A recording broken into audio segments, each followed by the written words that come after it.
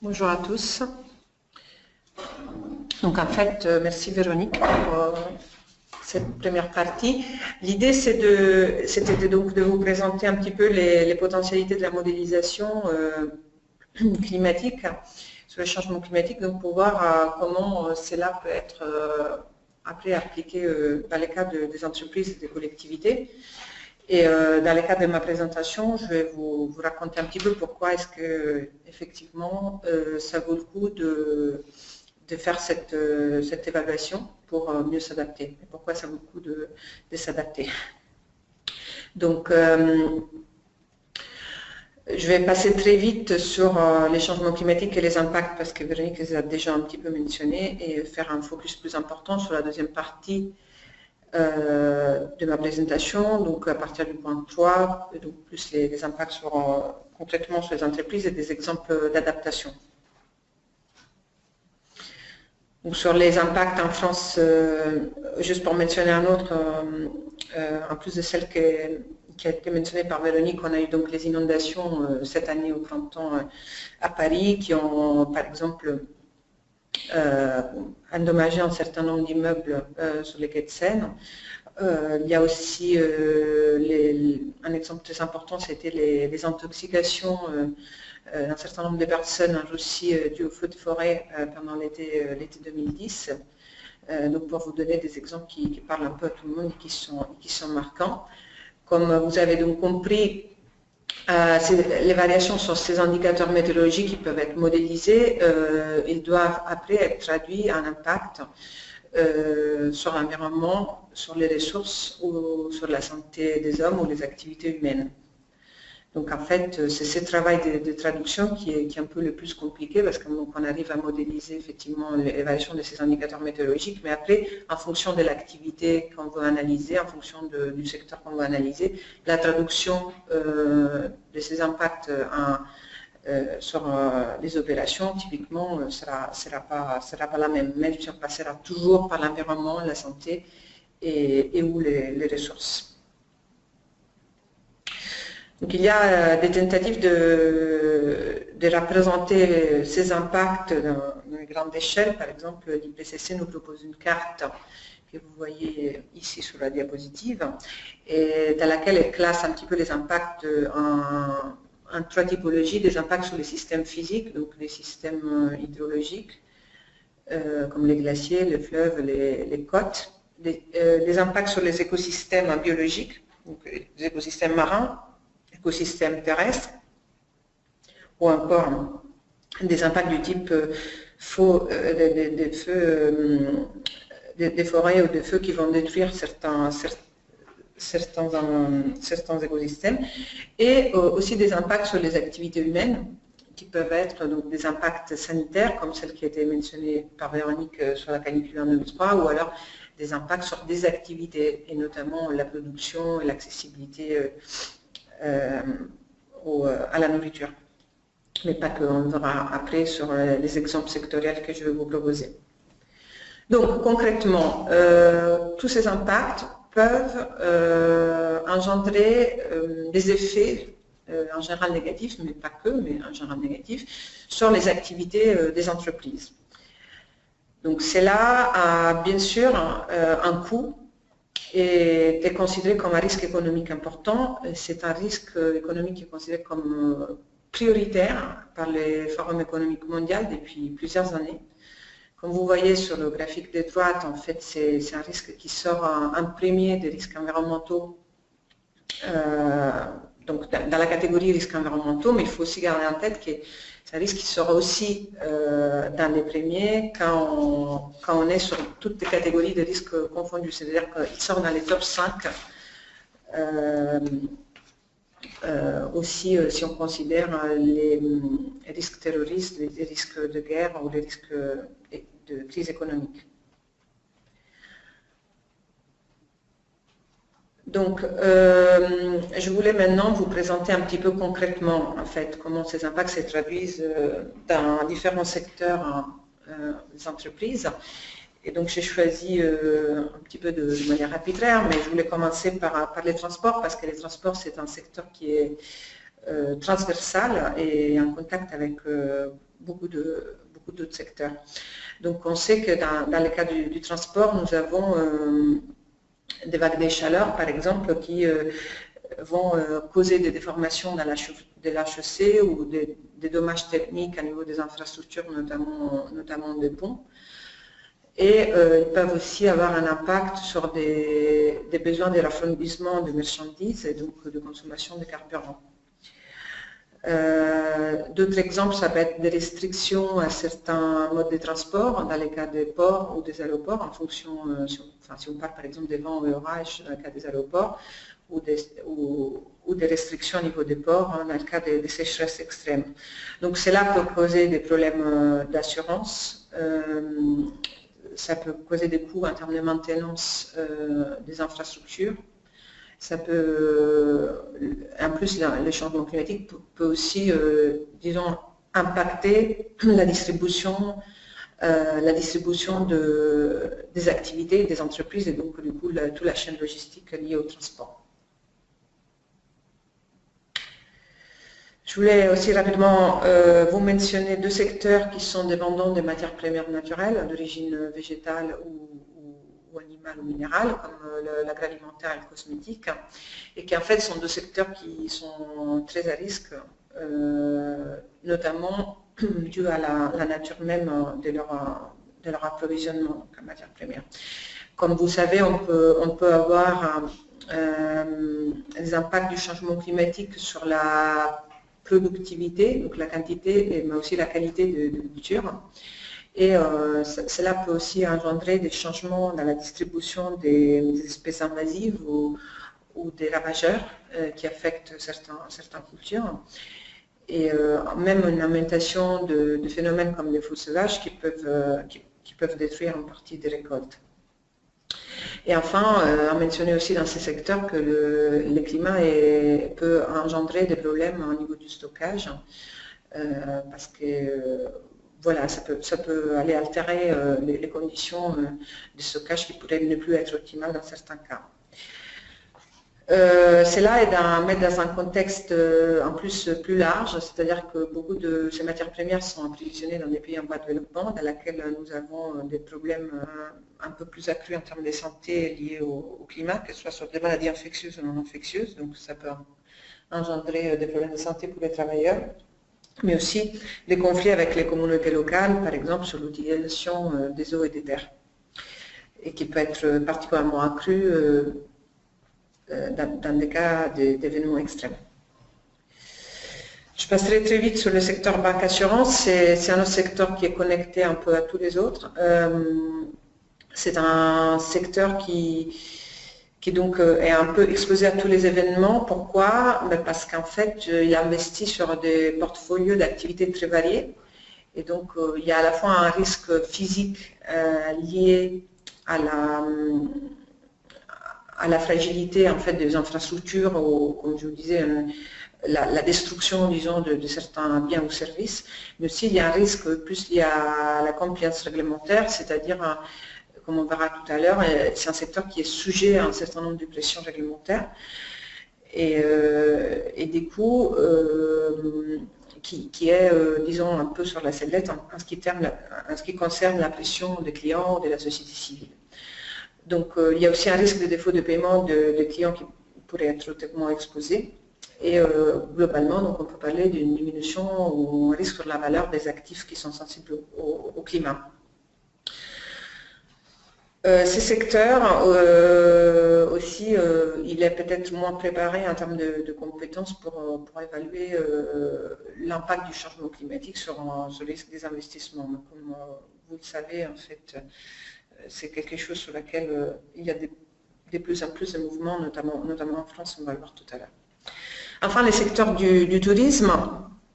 Les secteurs du tourisme, en fait, il est sensible aussi, car bien sûr, le changement climatique peut poser des problèmes d'accessibilité à certains sites naturels qui peuvent être soit pas accessibles, soit vulnérables clairement à, par exemple, des augmentations de précipitations, et du coup, certains événements extrêmes peuvent bloquer l'accessibilité à des sites, des hotspots touristiques.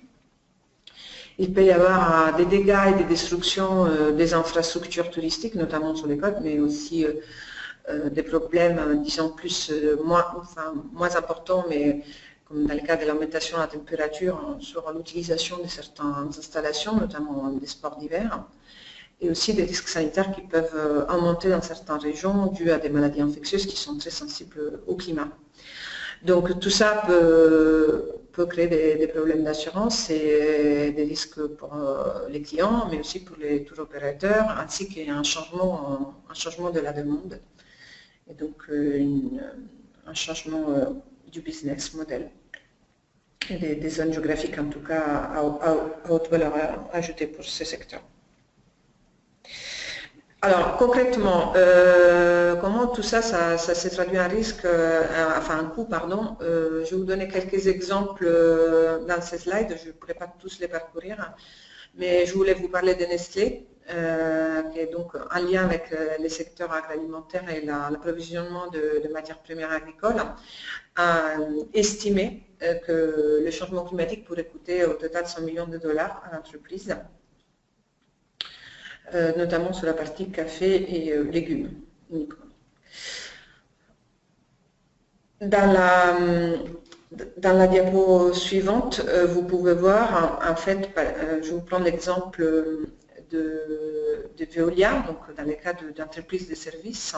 Veolia a estimé que des sécheresses extrêmes ou des précipitations extrêmes peuvent modifier sa capacité à produire de l'eau de qualité, de l'eau douce, et aussi à modifier donc sa capacité à traiter les eaux usées.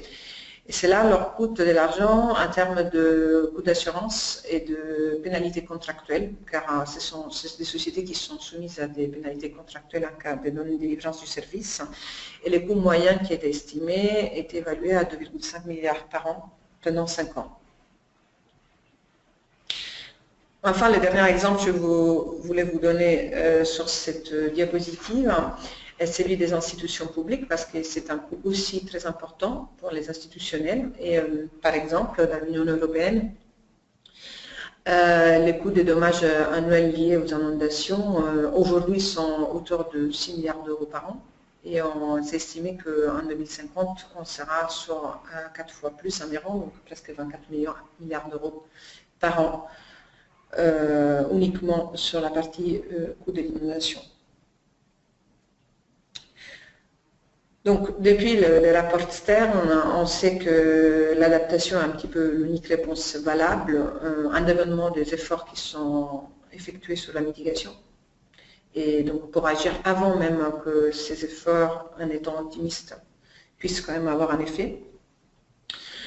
On sait que les secteurs des assurances se préparent à ces risques climatiques depuis près de 10 ans maintenant, et donc qui commencent à diversifier leurs produits dans ce sens, et donc encouragent la globalité des acteurs du marché à une bonne gestion de ces risques, et que ces risques économiques sont très sévères et doivent être intégrés dans la gestion globale du risque de l'entreprise et pas être, disons, traités comme des risques dans la section développement durable de l'entreprise.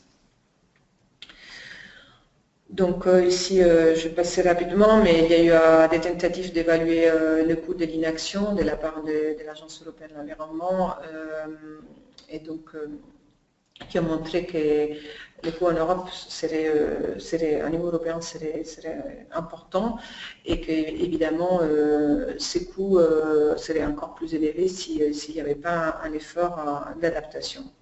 Simplement, il y a un certain nombre disons, de problématiques méthodologiques d'évaluation pour disons, trouver une évaluation exacte du coût à niveau global par rapport à l'inaction. Le fait que l'adaptation soit quelque chose de très important aujourd'hui est donné aussi par des signaux d'ordre réglementaire ou en tout cas d'ordre des prescriptions. Donc, on sait par exemple tous qu'il y a eu la loi de transition énergétique en France avec l'article 173 qui mentionne une nécessité de la part des investisseurs de faire une analyse de l'exposition au risque climatique et d'essayer de proposer donc, des mesures de gestion dans leur portfolio. Et dans le cas du Carbon Disclosure Project, donc c'est une initiative volontaire, nous avons quand même aussi une notation des entreprises sur la base de comment ils évaluent le risque climat et comment ils y font face.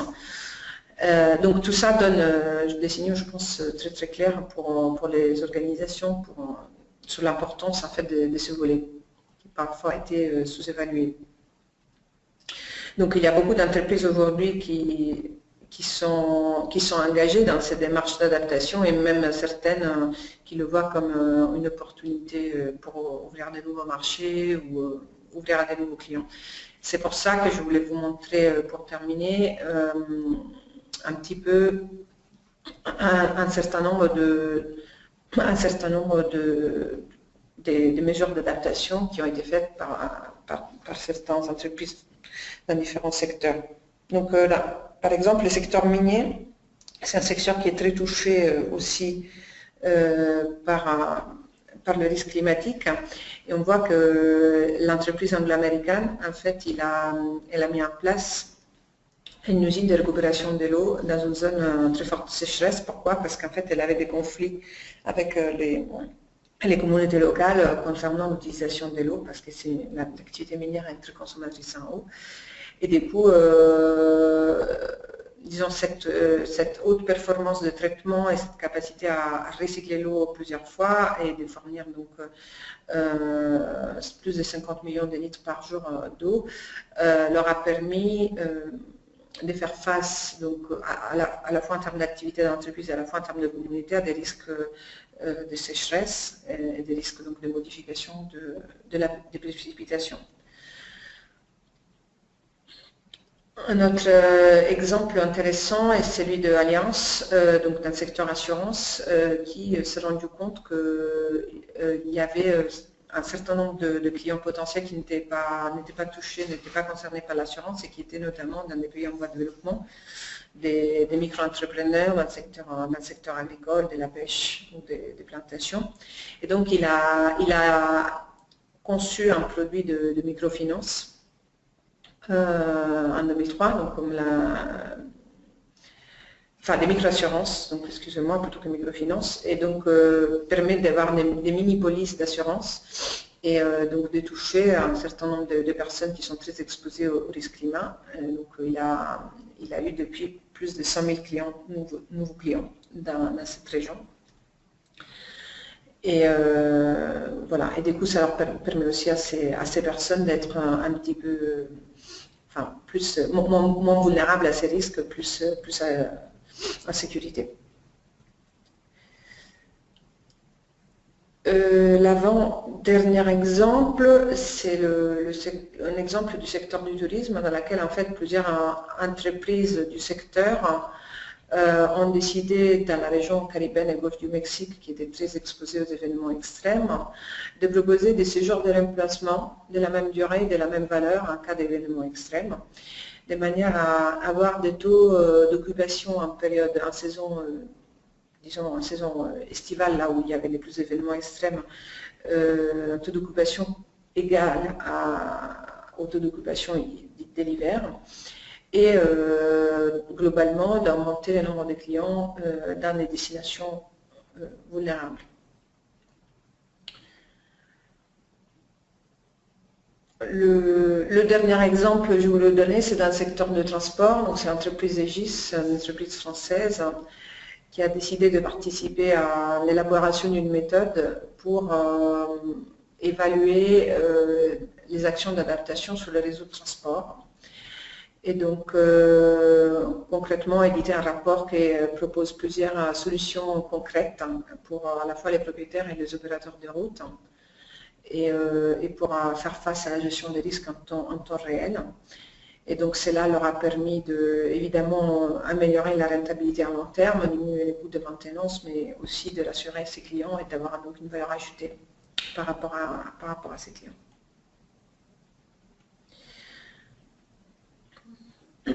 Donc, en conclusion, ce qu'on voulait vous dire aujourd'hui, c'est que donc, le risque climatique est un problème pour tous les secteurs d'activité qui donc, impliquent des risques opérationnels, financiers et de réputation, mais que ces risques peuvent être modélisés et anticipés sur une échelle de temps relativement longue, à la fois à niveau, disons, national, mais surtout à niveau régional. Et c'est ça qui nous permet d'aller évaluer des éventuels coûts, des impacts sur certaines régions dans lesquelles il pourrait se trouver des activités clés de l'entreprise ou des territoires. Et en fait, il est nécessaire d'avoir une approche au cas par cas parce que, comme vous avez pu voir, en fonction du secteur d'activité, de la localisation, les impacts ne sont pas les mêmes. Et la vulnérabilité, donc la capacité aussi d'être résilient face à ces changements n'est pas la même. L'adaptation, ça vaut le coup, parce qu'effectivement, ça fait épargner beaucoup d'argent, dans la plupart des cas, et cette stratégie d'adaptation peut et doit être intégrée, en fait, dans la stratégie globale des risques de l'entreprise. Donc, avant de passer aux questions-réponses, je voulais vous proposer un petit sondage. Donc, je vais le lancer maintenant. Vous allez avoir 2 minutes pour répondre. C'est une question simple. Et donc, après, on partagera les résultats ensemble.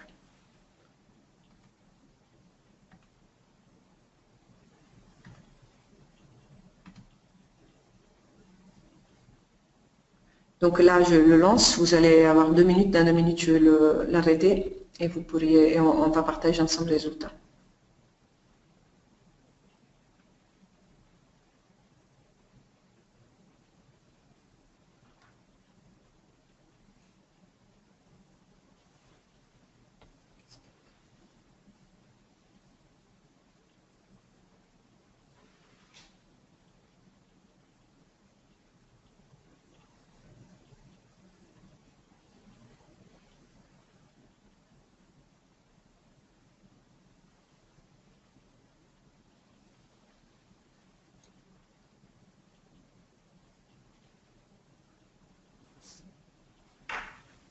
Vous avez encore 1 minute, 1 minute.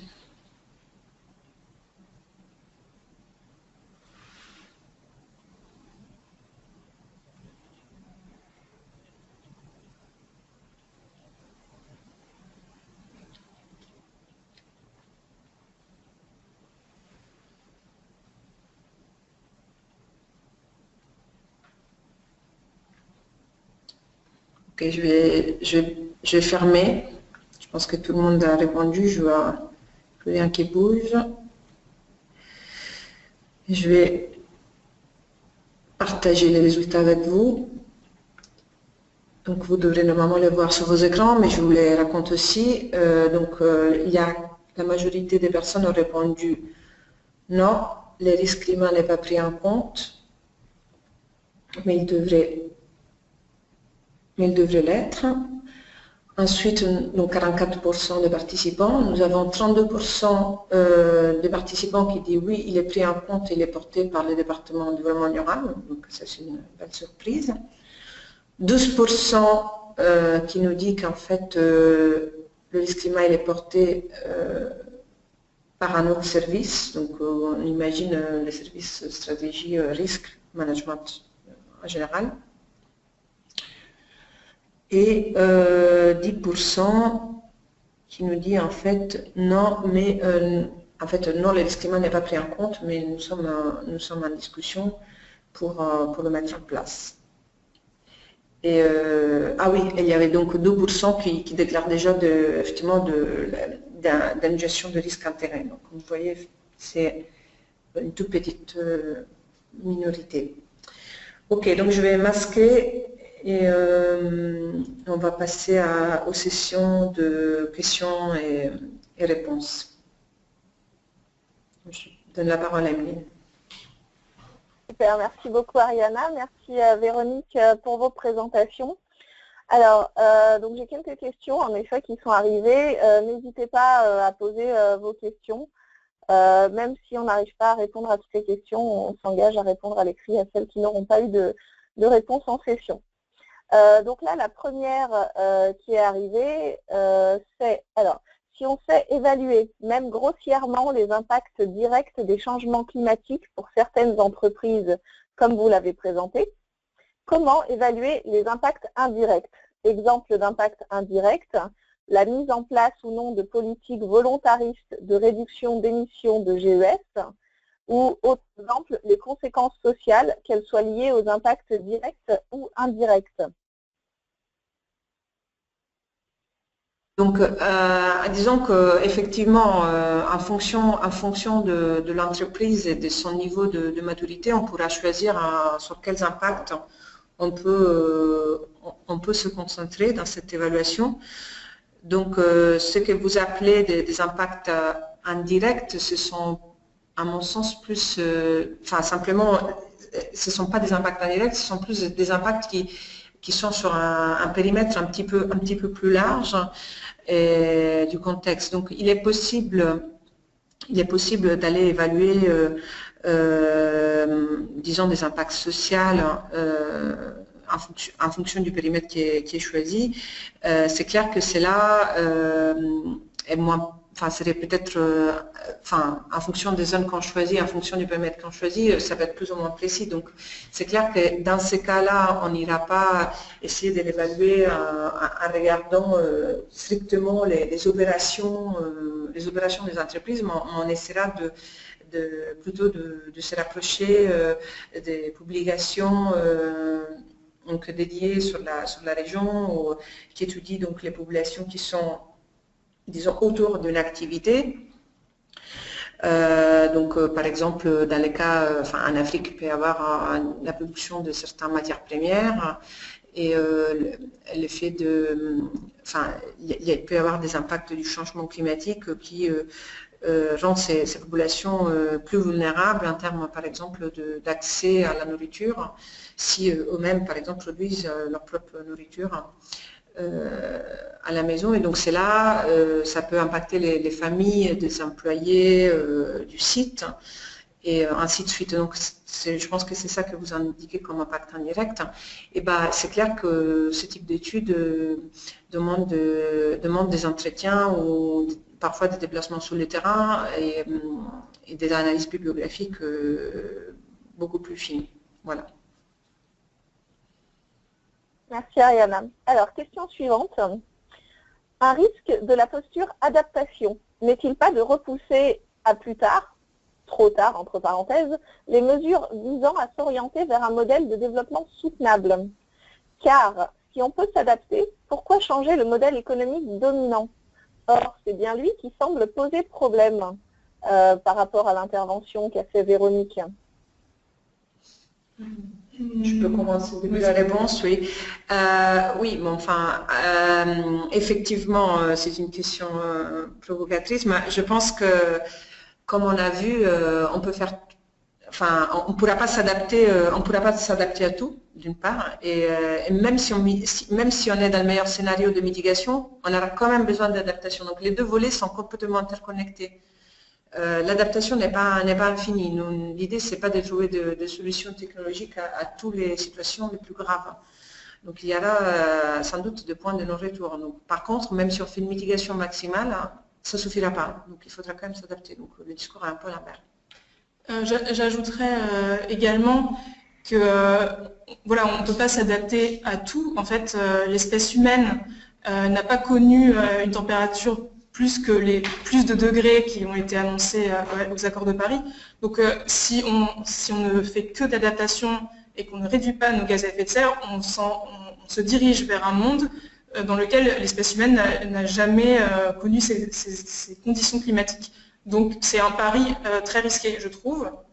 Et voilà, non, je ne sais plus, je crois que c'était ça. Ok, merci Véronique, merci Ariana.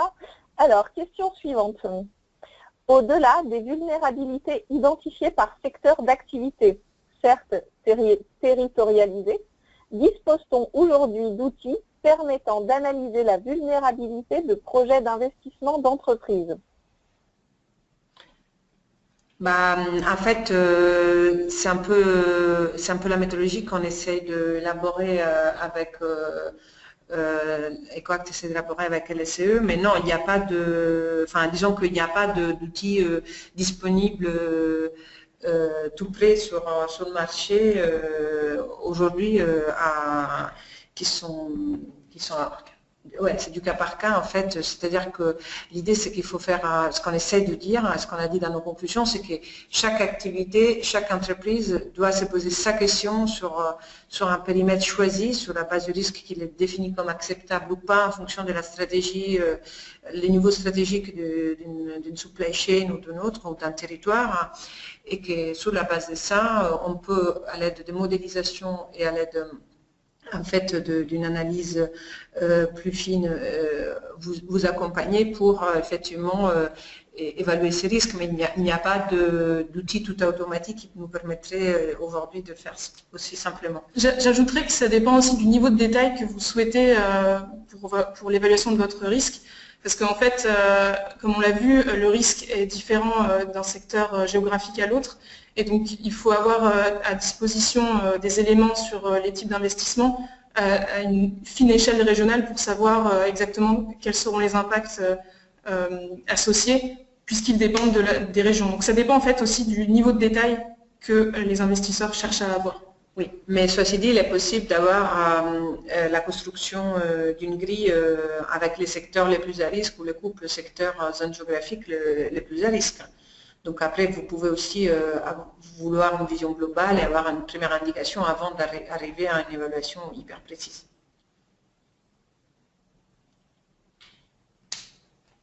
Merci Ariana, merci Véronique. Alors, petit commentaire par rapport à l'exemple de Nestlé. 100 millions de dollars, finalement, c'est très peu. Oui, c'est à niveau de l'entreprise et sur les supply chain du café et des légumes uniquement. Donc oui, c'est un exemple. Dans la même slide, vous avez d'autres exemples que je vais vous relire. En fait, par exemple, nous avons dans le cas de Asda, c'est une chaîne de supermarchés, elle a constaté que seulement 5% de son approvisionnement en produits frais ne sont actuellement pas affectés par le changement climatique. Et donc, il considère comme un risque 390 millions de dollars de valeur de l'entreprise, seulement lié donc, à ces facteurs. Donc oui, je ne sais pas qu'est-ce qui est peu, qu'est-ce qui est beaucoup, hein. Ça dépend après de chaque entreprise, mais par exemple, dans le cas de Veolia, on avait 2,5 milliards d'euros par an pendant 5 ans, c'est quand même pas négligeable. Et voilà, donc on voit bien sûr, ça dépend des secteurs et ça dépend de comment, sur quelle supply chain les entreprises sont positionnées. À l'échelle d'un pays, ça va être de l'ordre de 1 milliard par an. C'est sur cet ordre de grandeur-là, pas à l'échelle d'un pays. Là c'était le cas d'une seule entreprise. Donc effectivement, ça peut paraître peu, mais il faut garder à l'esprit que si on additionne tout ça à l'échelle d'un pays, ça peut représenter des sommes quand même importantes. Très bien. Merci beaucoup Véronique et Ariana. Du coup, alors a priori, il n'y a pas d'autres questions qui sont arrivées sur le chat. Donc du coup, on est pile poil dans les temps. Je vais vous proposer de passer à la conclusion si plus personne n'a de questions.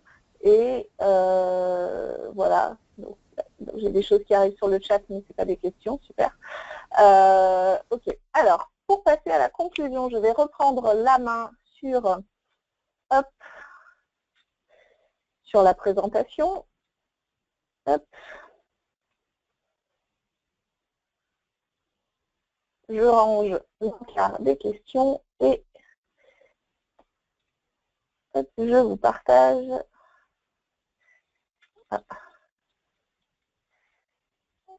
Du coup, le slide n'est pas au bon endroit. Je vais y arriver. Hop. Et voilà, normalement, vous avez le bon slide sous les yeux. En conclusion, je voulais remercier Véronique et Ariana et vous parler également des prochaines webconf à venir, puisque les webconf c'est quelque chose de régulier. On en fait en moyenne une par mois à peu près. Et donc la prochaine, qui a lieu le 4 novembre, est complémentaire de celle-ci, puisqu'elle va nous parler des enjeux de l'adaptation au changement climatique, mais ce coup-ci sur les territoires. Et elle aura lieu le 4 novembre. Ensuite, en décembre, on abordera la problématique du reporting et du climat. Et en janvier, je vais parler du bilan carbone. Voilà, on a encore une bonne palette de sujets à vous proposer, mais qui sont encore en cours d'élaboration. Il y a pas mal de webconf en cours de construction après ces 3 sujets-là. Également, vous pouvez revoir toutes celles qui ont déjà eu lieu, donc celles où, par exemple, vous n'étiez pas disponible ou des sujets qui vous intéressent et malheureusement, vous n'avez pas pu être là le jour de la webconf. Ils sont tous en replay sur le site de la PCC et sur le YouTube de la PCC. Donc c'est entièrement accessible avec les supports également. Comme je vous le présentais en introduction, donc la PCC regroupe les professionnels du conseil en climat, énergie, environnement. Et si vous êtes une entreprise, une collectivité ou un établissement public et que vous avez besoin de vous faire accompagner sur ces thématiques-là, l'ensemble des membres de la PCC sont bien évidemment à votre disposition. Et pour les trouver, on vous propose un annuaire et une carte de nos membres qui vous permettent de les sélectionner par domaine de compétences, par spécialité sectorielle ou directement regarder sur une carte interactive qui est positionnée à côté de chez vous. C'est aussi une possibilité, donc n'hésitez pas. Du coup, si vous-même vous êtes un cabinet de conseil et que vous réalisez des missions climat, énergie, environnement pour d'autres clients, je peux vous inciter à venir nous rejoindre à la PCC. Donc il y a pas mal d'avantages. Je vous invite à me contacter si vous êtes intéressé pour parler ensemble de ce que peut vous apporter une adhésion à la PCC. Et bien évidemment, on est constamment en recherche de partenaires et de sponsors, puisque la plupart des choses que l'on fait sont, si pas gratuites, quasi gratuites. Et on aimerait continuer à rassembler les acteurs du climat, à promouvoir les bonnes pratiques, à partager nos connaissances, à mettre en avant des solutions concrètes et innovantes. Et pour ça, du coup, on cherche des sponsors et des partenaires en permanence. Donc, si ça vous intéresse, n'hésitez pas à revenir vers moi également. Du coup, je vous propose que nous restions en contact. Du coup, pour ça, vous avez donc le site de la PCC sur lequel il y a un certain nombre de ressources. Vous pouvez nous écrire directement à contact@apc-climat.fr. Vous pouvez nous suivre sur Twitter, sur Viadeo, sur LinkedIn, sur YouTube, comme je vous le disais, on a l'ensemble des replays de nos vidéos. Et enfin, dernier point, votre avis est très important pour nous, puisque ça nous permet de vérifier si le contenu et la forme vous a plu, et éventuellement d'ajuster le tir si ce n'est pas le cas. Donc, nous vous invitons à prendre 2 minutes, même pas, pour remplir quelques petites questions d'un sondage qui va s'afficher automatiquement en fin de session. Alors, il me reste simplement à vous remercier. À remercier donc nos intervenants Ariana Detoni, Véronique Mariotti. Et de remercier nos partenaires que sont pour ces webconf l'ADEME et l'IFC. Donc sachez que l'IFC offre à tous les participants 10% de réduction sur son catalogue et là vous avez un petit code promotionnel qui vous est communiqué dans le mail automatique que vous recevez après la conférence. Voilà, donc il est 11h59, donc nous sommes vraiment pile poil dans les temps. Juste le temps de vous souhaiter bon appétit, bonne fin de journée et de vous dire à très bientôt pour la suite des webconférences de la PCC. Merci beaucoup, au revoir.